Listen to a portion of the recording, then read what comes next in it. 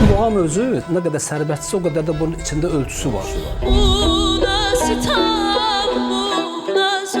Dövr-i avazda klasik ədəbiyyat inciləri muğamın seyirli sədasıyla qovuşur.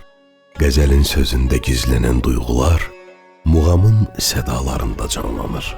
Necə olursa olsun, 10 il, 15 il sonra mütləq yenə də əruz axını gələcəkmi, gələcək. Çox maraqlı məqamdır ki, ritmə hardakı toxunulub risalələrdə, əruzda olan terminologiya ilə paralelləri görmək mümkündür. Eşqin ki dərəcələri ilə yüksəlir aşiq. Xanəndə də oxuyanda həmin məqamlarla qalxır. Dünya mənə dar oldu sənin yoxluğun ilə. Klassik Azərbaycan musiqisinin həm də ədəbiyyatının ayrılmaz bir hissəsi olan əruz vəzni, əruz ritmi üzərində danışacağıq. Biz əzəldən ta əbəd meydana gəlmişlərdəniz. Dövr-i avaz mayın 8-i saat 12-də Mədəniyyət kanalında.